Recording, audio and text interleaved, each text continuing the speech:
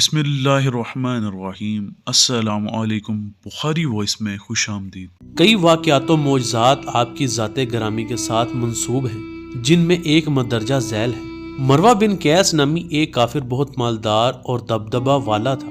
بہت سے کافر بہادر اس کے غلام تھے۔ ایک روز اس نے اپنے آباء و اجداد کا حال دریافت کیا تو بعض تاریخ دانوں نے اس سے بیان کیا کہ علی ابن ابی طالب نے ہمارے ہزارہ بزرگوں کو قتل کیا ہے۔ مالدار کافر یہ سن کر طیش میں آیا اور کہنے لگا، وہ اب کہاں مدفن ہے؟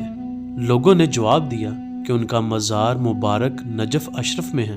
یہ کافر آپ کی قبر مبارک کی بے حرمتی کی غرض سے 2000 سواروں اور 5000 پیادوں کو ساتھ لے کر نجف کی طرف روانہ ہوا تاکہ اپنے آباء و اجداد کا انتقام لے سکے۔ جب یہ لشکر روضہ مبارک کے قریب پہنچا تو جو مجاور و سادات اس مقبرے میں ممبور تھے اس کے بد ارادے سے آگاہ ہوئے اور اس کے مقابلے کے لیے سینہ سپر ہوئے۔ اپنی طرف سے پوری کوشش کی مگر لشکر کی تعداد بہت زیادہ تھی۔ آخرکار یہ سب روضہ مبارک میں جا کر پناہ گزین ہوئے اور انہوں نے اندر سے روضہ کی فصیل کا دروازہ اینٹ اور گھارے سے بند کر دیا۔ یہ بدبخت لشکر آپ کے روضہ مبارک پر حملہ آور ہوا اور مسلمانوں نے 6 روز تک روضہ کے اندر سے پتھروں اور تیروں کی مدد سے مقابلہ کیا۔ آخرکار یہ لشکر روضہ مبارک کی دیوار کو توڑ کر اندر گھس آیا اور مسلمان جام شہادت نوش کرتے رہے۔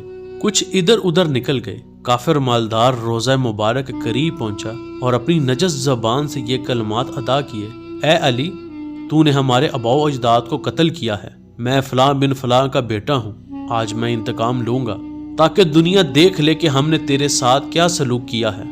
یہ بدبخت چاہتا ہی تھا کہ قبر مبارک کو اکھاڑ ڈالے کہ اسی اثناء میں روضہ مبارک سے 2 انگلیاں ذوالفقار کی طرح قبر سے نکلی کہ اس طرح اس ملعون کی کمر میں آ لگی کہ وہ ملعون 2 ٹکڑے ہو کر فوراً سیاہ پتھر کا بن گیا۔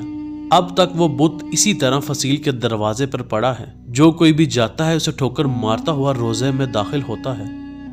اللہ مجھے اور آپ کو آسانیاں دے اور آسانیاں تقسیم کرنے کی توفیق عطا فرمائے، آمین۔